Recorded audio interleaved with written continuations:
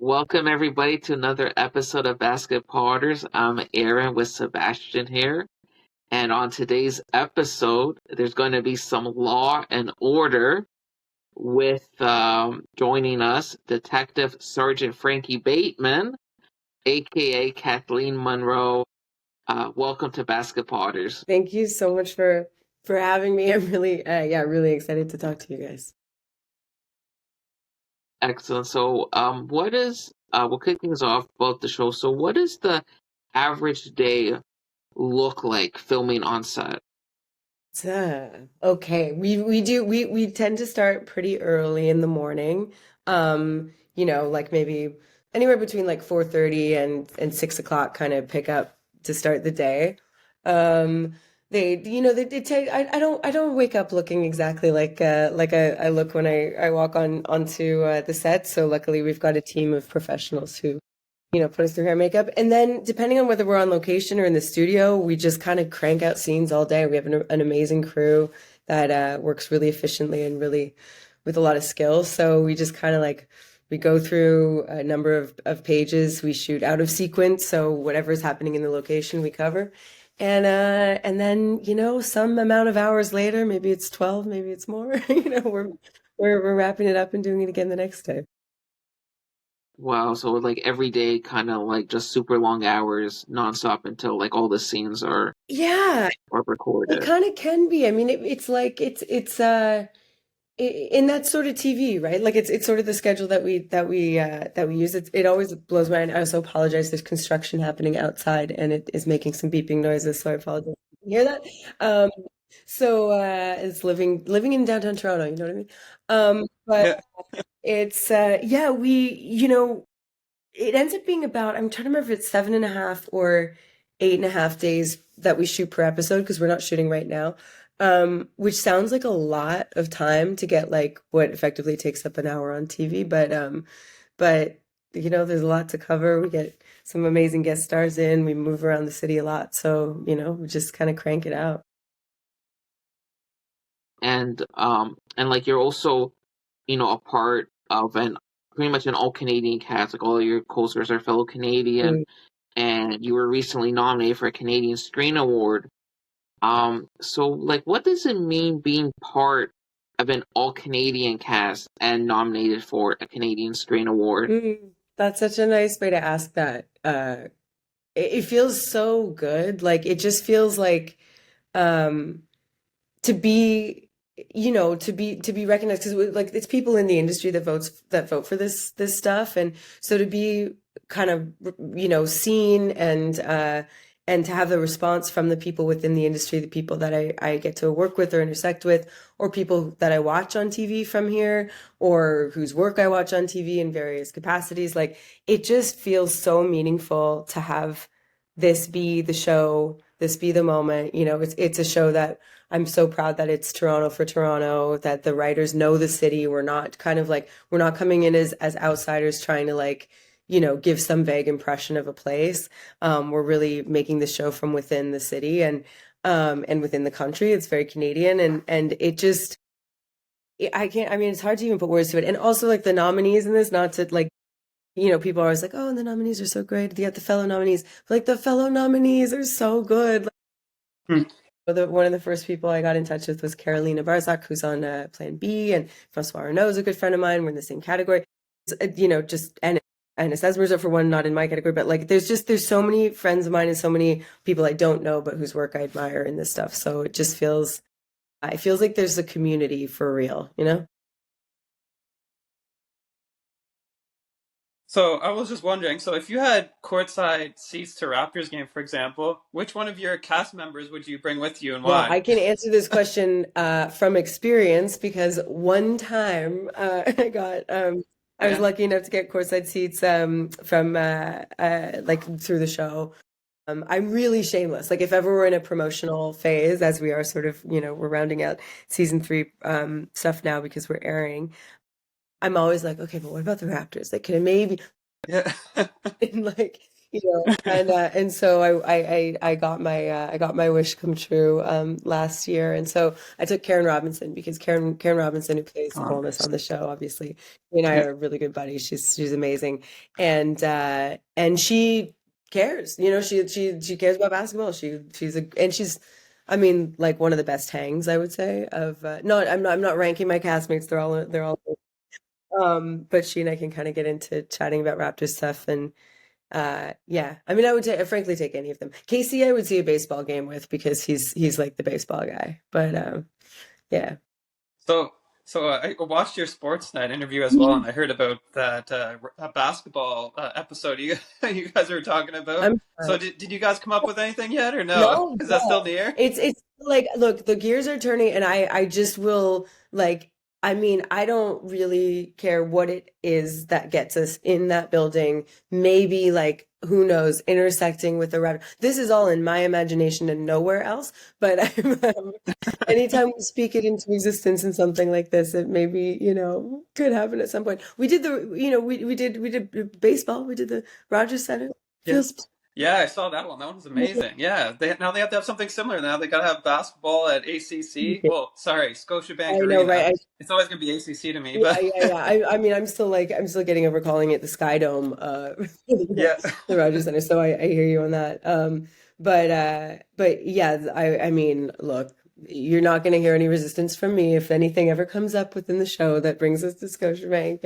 yeah. Yeah, Well, if you need a basketball player for the show too, I'm available. By the way. incredible. Sam, I'm putting you on the list. If you played a basketball game with all of your co-stars, you would lay down the law, right? I mean, I would lay down the law. I would not necessarily lay down the order in that I'm not a great player. I would keep everybody honest. And I would probably like excel in trash talking. I wouldn't be able to back it up, but we So I was also going to ask you too. So if you had to compare your acting style to a Raptors basketball player's game style, who would you compare it to? Ooh, gosh, that's really good. Mm. No, I know your favorite player is OG, right? I love OG. Yeah. Yeah, like I would love to say okay. I'm just like I'm grasping off the top of my head, right? And if we're going like not just present team. Um this is going to sound like really really aggrandizing for myself, but I'm going to go there because why not? But I just remember, like, I remember when we got Pascal, I remember watching the trajectory for him, like how, like, you know, the discipline and the work ethic, and then the kind of growth, and I do know how to kind of like pull my head down and work, and like, and then there's this mix of like, because I don't know that I would be the most like um just unbelievably gifted out of the heavens kind of actor, you know what I mean? Like I put in work, and not to say that Pascal's not gifted from but I think like that was someone who I really watched develop, just the trajectory that he had with us and then onwards. And so and oh man, when he's on, he's on. So I'm gonna go. Yeah. Yeah. But I also do like, something like Garrett Temple, and even like Fred, the guys that are kind of like act as I don't want to say mentors, but like that's what I sort of aspire to, right? Like I'm not, I can't say I'm there, but like the guys that kind of like I don't know, like want to build community, build sort of, I don't want to say legacy for myself, but with these guys, they're sort of making an imprint beyond, and Kyle, like good God, like the guys, but who are sort of focused beyond themselves is what I think I would aspire to like leave the team or leave the game better than they found it, sort of thing. Yeah. Oh, that's And great. like, so when the Raptors won the NBA championship, Yeah. were you a part of the craziness in downtown Toronto? So I was actually part of the craziness in Los Angeles, which was interesting because Oh, it's, I was able to go to one final round game in Toronto. And then I was back in LA. And I mean, it's good because there are a lot of Canadians there, so I had a really good, like very devoted group of people to watch this with. also that's California, and like I've got friends from the Bay Area, and the only way it's so interesting, like you just care so much, and like friends that I've had for ages where like they're rooting for Golden State. I was like, we got to figure something out here, guys. So we ended up we made a pact that we would that my friend suggested, a friend from Northern California suggested that whoever wins, like the loser has to buy dinner for the winner. And I was like, no, I think to save the Nice. friendship, the winner has to buy dinner for the loser, just so that we even things out a little bit. Yeah. We don't lose everything. And we got like the best curry dinner from our favorite Thai place to honor Steph Curry in his name, just to be not a poor winner. Yeah. I'll never forget that. Yeah. Yeah. I also was, I hate to say, in LA on Friday, no, Wednesday at the Clippers game, which was Oh yeah, that was an interesting one. interesting is a word. Interesting is a word. I don't think I've ever been so loud at another arena because I was just like, guys, please. Yeah, pull it together. But I always love seeing them.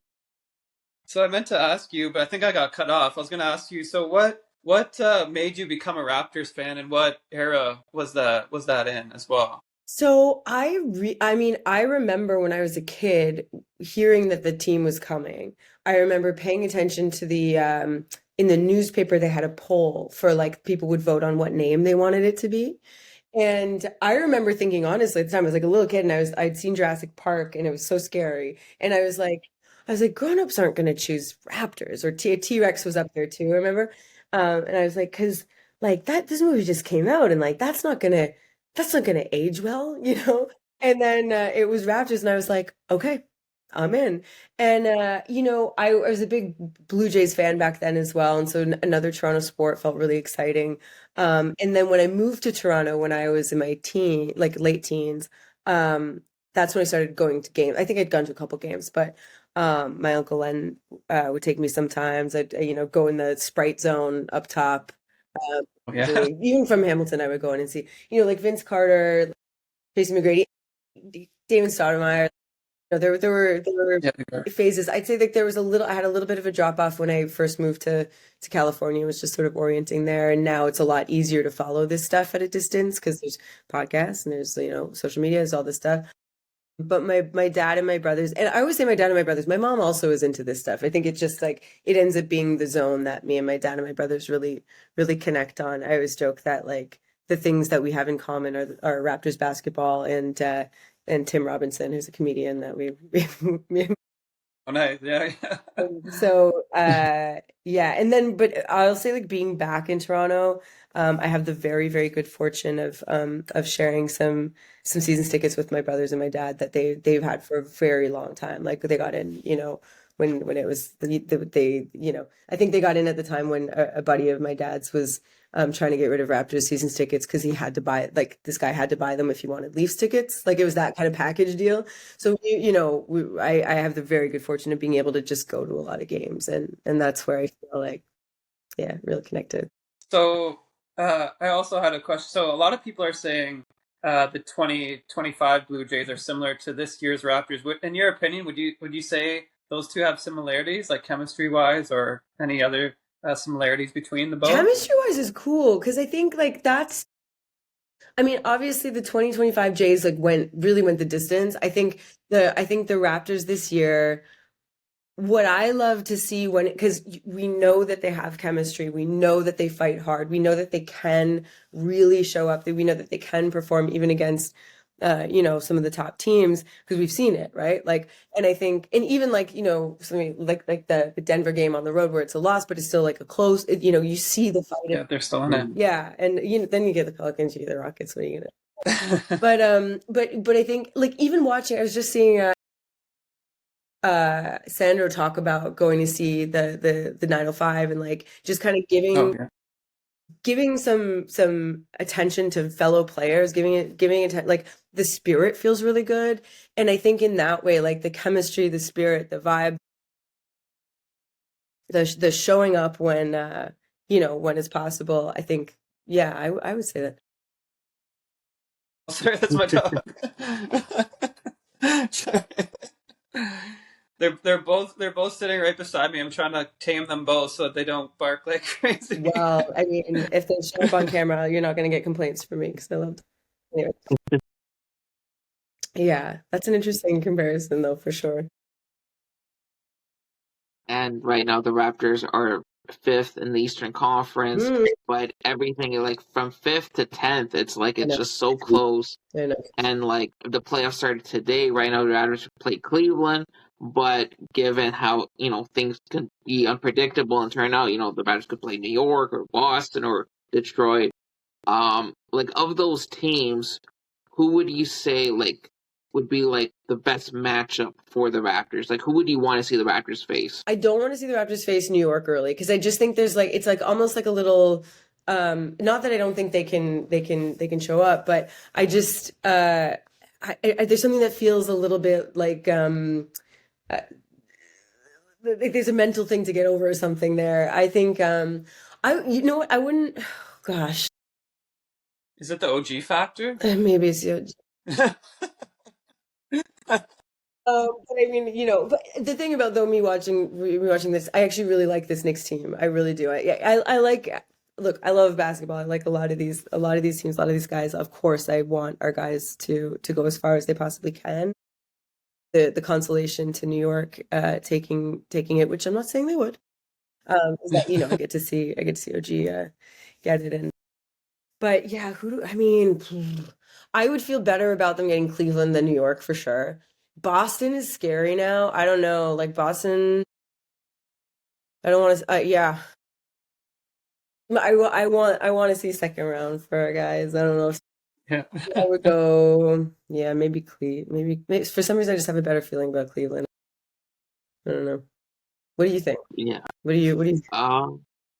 No, like I would have to agree with that. Like I would say Cleveland would give them a good matchup. Like a favorable matchup, either them or Detroit, because Detroit, even though they made the playoffs last season, it's just they still kind of lack in the playoff experience. Mhm. And with Boston, yeah, Boston's just like with the return of Tatum, it's just they're just like Well, scary, really. Like it's just And James, Detroit too. They don't have their star sure, player, right? so Yeah, they're gonna lose a lot now from that. So especially when it comes to the playoffs, they have their leaders not there. So who knows how they're gonna perform in the playoffs too. So I think that could be mhm. a more of a favorable matchup for You them. make a very good point. You make a very good. Yeah. Okay, So well, I think either them or yeah, like Cleveland would be good too. Cleveland's known to not perform as well in the playoffs. true. So I mean, Cleveland's it's such an interesting moment. Like, yeah, just the early run last season, the play. Yeah, I feel like there's some kind of unpredictability a little bit there, but yeah, you're not wrong about Detroit though. I've been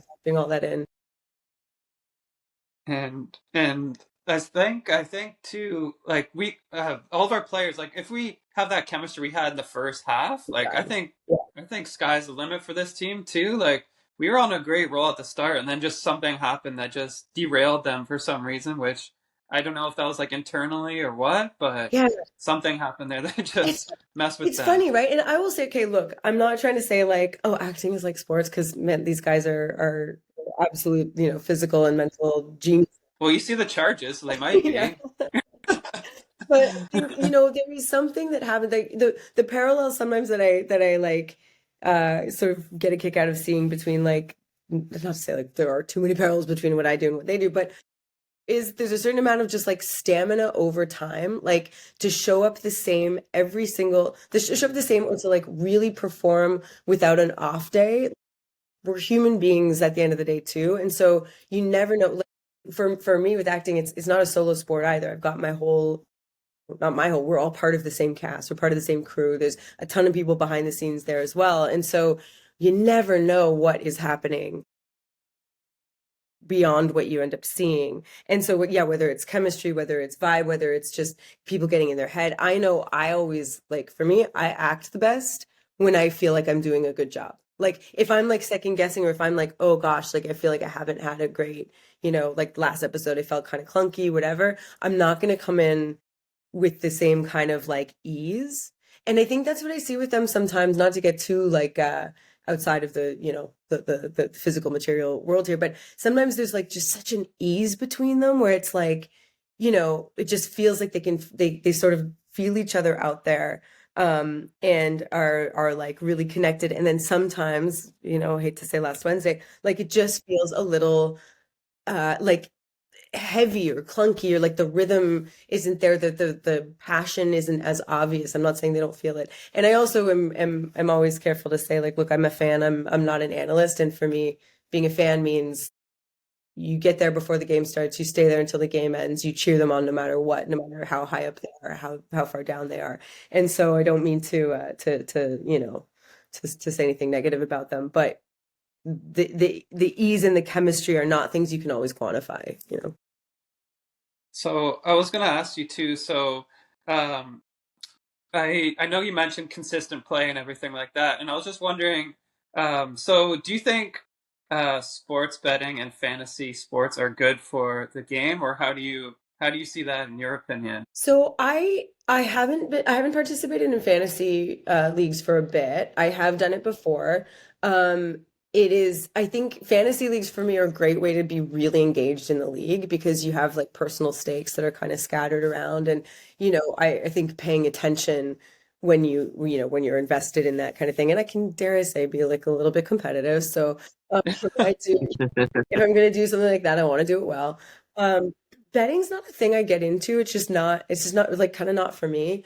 I don't know, and this is me not knowing much about the sort of, inner workings of this stuff, but there's like enough complexity from it that I go like, I don't know if it's making the game better. I don't know. I mean, I think it's a way to draw fans in for sure, because you feel like there's a stake. But already, like, little scandals and stuff, I don't know. I love the game. I just want to go and watch the game. And I know that it's an industry. It's a you know it's a these teams are commodities in a certain sense. But for me, the joy is like marveling at these athletes, marveling at the strategy, really rooting for players that I feel like it's the most parasocial relationships I have in my entire life, where I'm just like, I feel like I know these guys, they have no idea.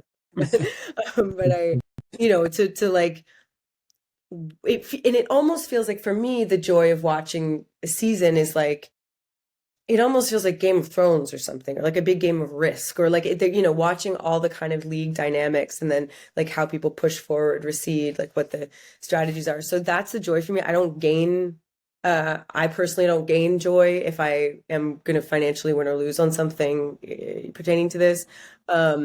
And my allegiances would not change. And I think I would be not great in some ways at fantasy and betting, because my heart wins out over my logical mind. So I would probably just go for the guys I love. So That's how you know you're a true fan I then. mean, the heart wants what it wants. Yeah, yeah. So I was gonna ask you another thing. So I don't know if you heard about the whole expansion. So Mm. Seattle and Vegas are now in the running for a team. So I was just wondering, do you think Canada will ever get another team? And also, was there somewhere that you hope gets a team? Oh, that's a good question. I wonder if we will. There is something. Look, I mean, I can be a little bit biased because I'm in Toronto presently, right? Like, Yeah. I'm from Hamilton. This is my pocket of Canada that I know best. Like, the feeling like we have a national team feels kind of great and unifying, knowing that you have a country behind you, not just a city.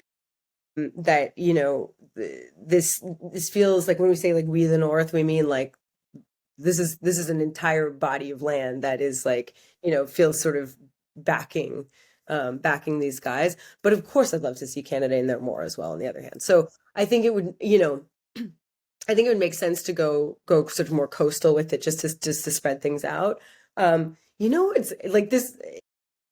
I can't say this is ever gonna happen. This is just fantasy speak here, but I've been out in Newfoundland a few times over the last few years, and the passion for sports out there is wild. Like the people that I know travel. They'll travel to see NHL games. They'll be like, "Oh, you're in Toronto. Like, I want to travel in and see a Raptors game." Like, the devotion to sports, and also there's quite a healthy like sports culture there for people who are playing sports.